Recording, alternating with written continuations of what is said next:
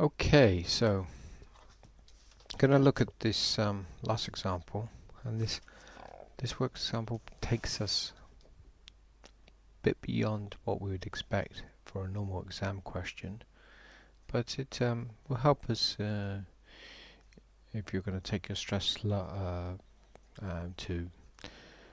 do more difficult problems, maybe in year 2. So what it features in this case is a piece of void. So we've got a region where there could be a hole in my girder, and I'm also going to imagine that not only have I got probably a large bending load, but also there might be something twisting. So to start off this problem, I'm going to treat it as a T-beam, so I don't end up with, if I didn't treat it as a T-beam, I would have to cut it up like this. So we'd end up with 1, 2, 3, 4, 5 sections. So if we use a void, we can then have 3 sections. So the first section will be the 2 larger rectangles. So that would be my larger rectangle there and my larger rectangle there, and then I just ignore the void.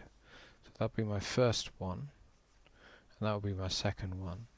So for my first one, I can see that I've got 10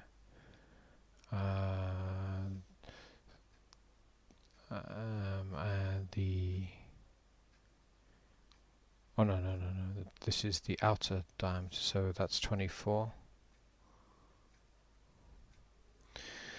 Okay, so looks like the total height is 120, so that one should be 100. And what have we got for the top? So the top we got 120, and then we got a 20 piece there. So that tells me what those 2 blue sections are. For the red void in the middle, we've got 10. Oops. We've got 10 and 80. Yeah, so that's the inner section there and there.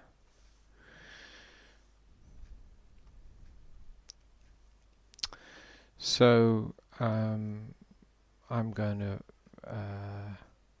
use my neutral axis position, and I'm looking for the centroid of the position 1, which is the lower section. So for that, I will ignore the void, and that will be 50. So it'd just be as if I was treating this and the void wasn't there. So we find the half position. So we worked out that the height was 100. So divide it by 2, and then that gives me 50. 50 take away 86 gives me 36. These two numbers I can multiply together to get the area, and then I can fill in that result, and I've got my B's and the D's to fill in that result. Okay. So for section 2, so that would be my upper one, so that should be 120. And then we've got a depth of 20 there. Its centroid will be the height of the lower section, so we found that to be 100. And then we want to half the depth of this, so the height should be 110.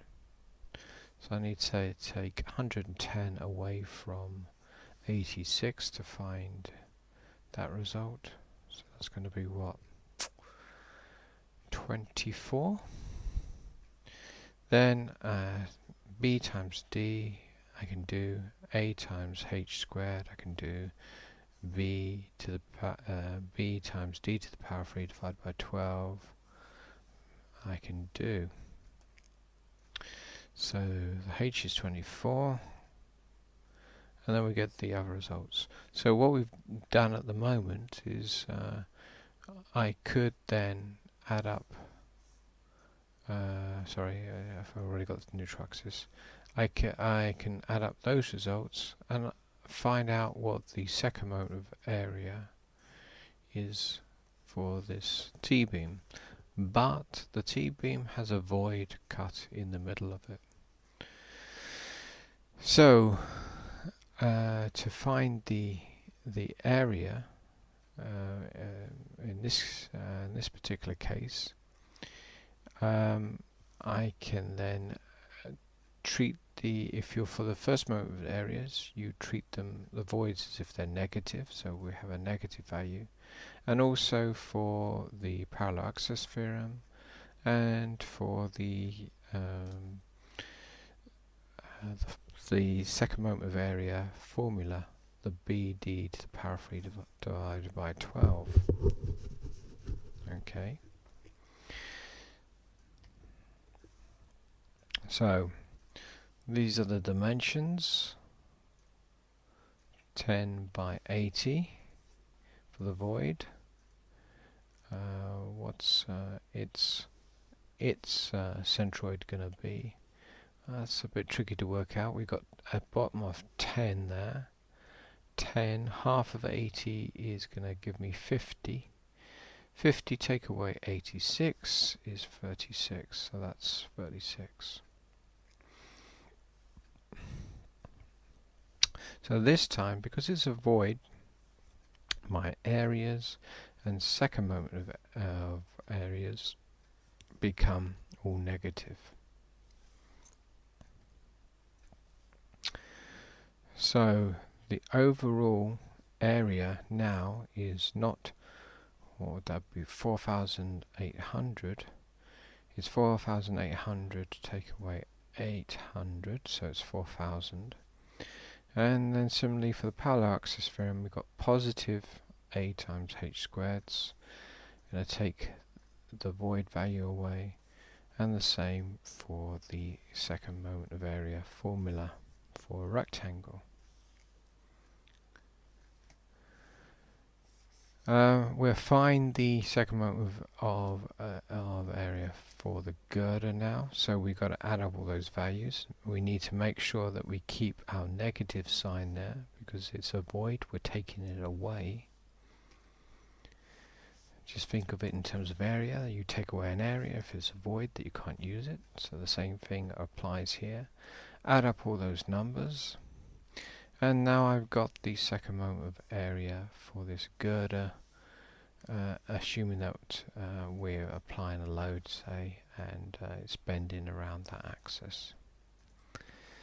So we'll have a positive bending moment that causes tension at the bottom. So yeah, so we'll have a load coming from above, and that's going to cause tension at the bottom and compression at the top. And what I want to focus in on is, let's say I've got two strain gauges at A and B, and for A and B, let's assume that they are also experiencing 8 kilonewton meter bending moment. This will put them in compression. Okay. So I need to work out the stress that's going to be caused at the top, a compressive stress. So I'm going to put my values in.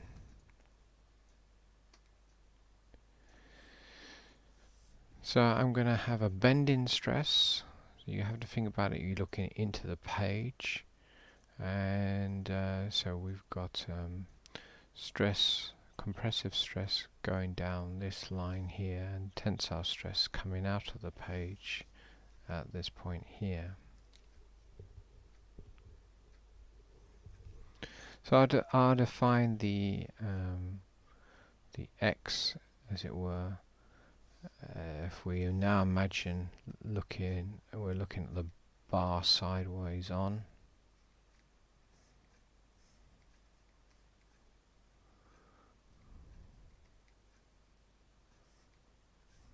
Okay, so this is my X now.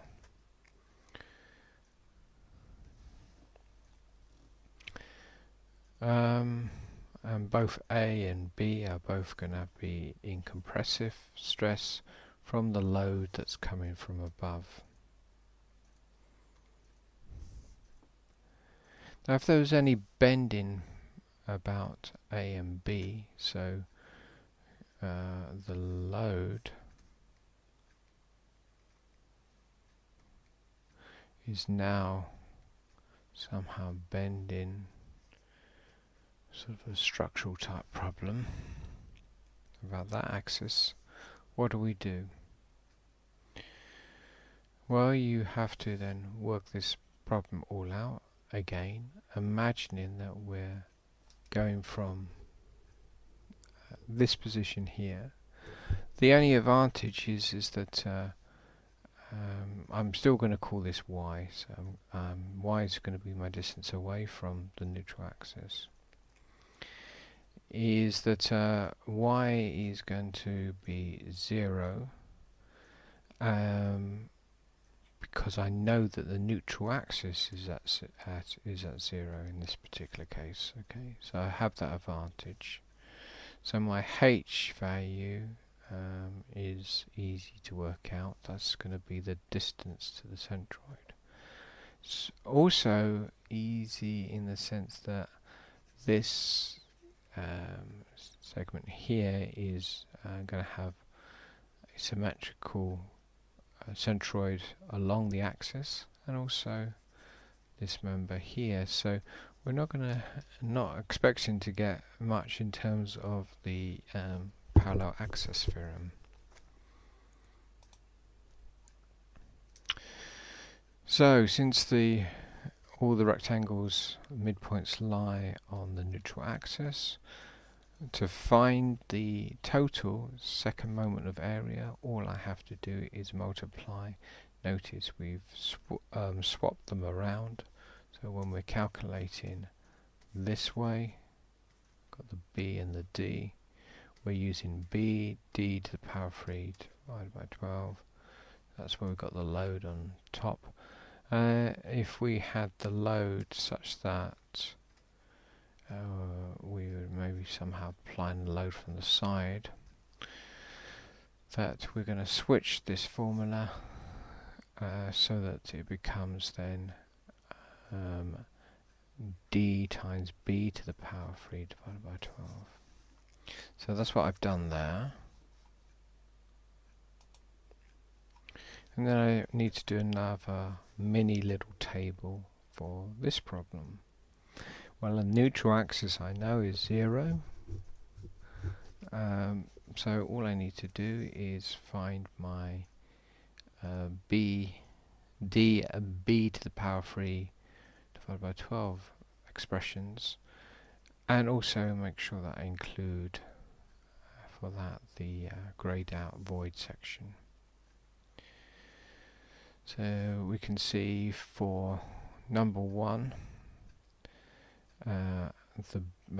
because we've swapped B and D around in the formula, we're going to be using the same numbers as we had before.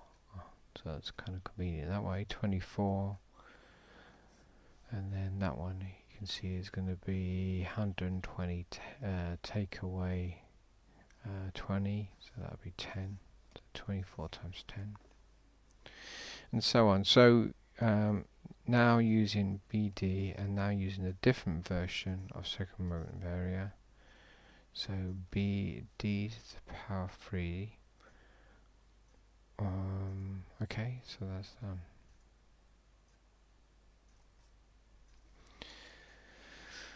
Okay, so let's find the neutral axis for this case.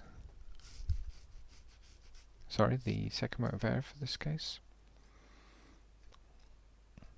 So let's add them all up, and we're going to get this value. So that will be in millimeters to the power 4. So the bending axis about the y-axis causes B to be put into tension. So the problem that we're considering is that B should be put into tension. So if I look to my A and my B, they're kind of like, I can imagine them to be about here, and we are going to be applying, let's say, a load about here, say. So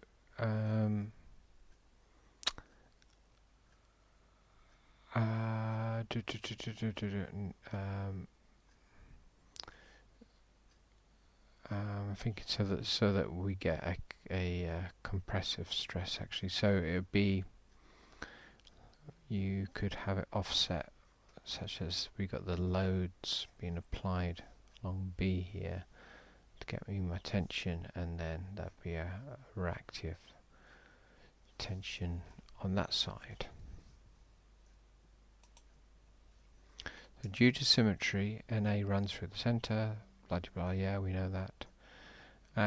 So the furthest distance that we're looking for is 60, so whatever the sideways stress is going to be causing, it's going to be a plus minus terms. So here we got a plus minus where the y is now going off in this direction, and we'll use y equals probably times 10 to the minus 4. Right, so put all my values in. I've worked out what the m is. I know the distance is the 60 millimeters, and I know the moment of inertia is that, second moment of area is that term there. So A and B will have potentially plus or minus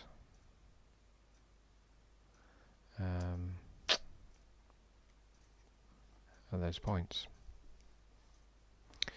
Okay, so we have to go back to the problem, and the problem is telling us which way we want to have the compressive load. So we've got now a stress being caused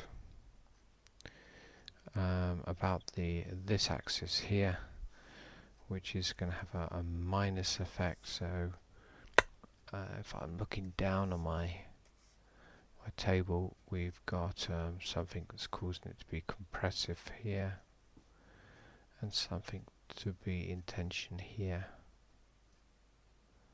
So that is for my various locations. So we've got an A, assuming we need B's at the front, and then C and D will be there.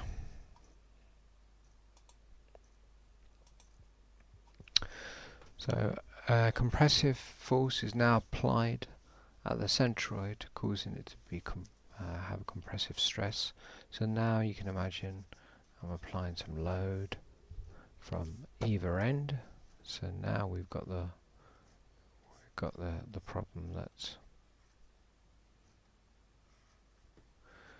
it's going to be compressive, that we're going to push those two in.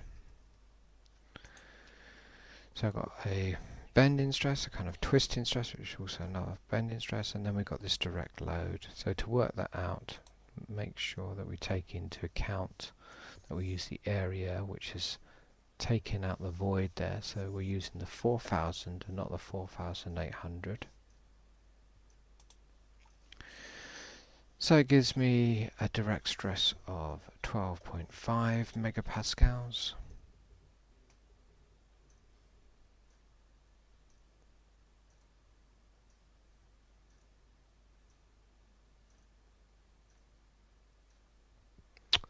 I'm falling asleep.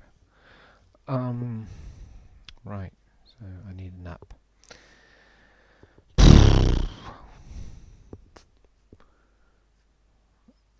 Rightio. So the force that I'm being applied is 50 kilonewtons. So the direct stress, that's going to be direct compressive stress, is minus 12. So we've got stress, that's A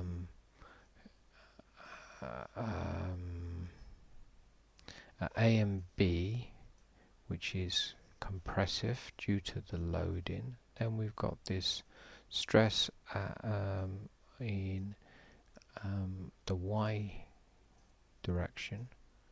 So in that case, at A, it's call it sort of like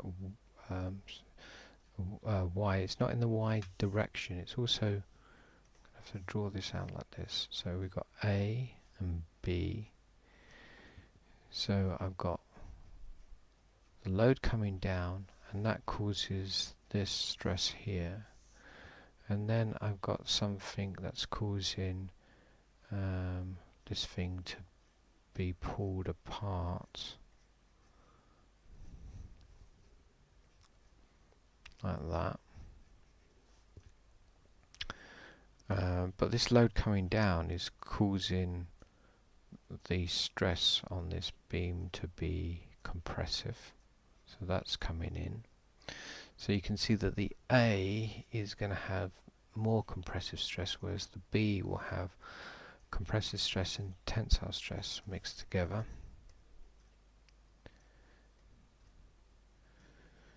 So we can then look at what those total values are going to be, add them all up, and then at the A corner I'm going to get a lot of compressive stress, while for the B corner or the edge I'm going to get a value 10 times smaller in magnitude. Oh, I want to sleep. Bye bye.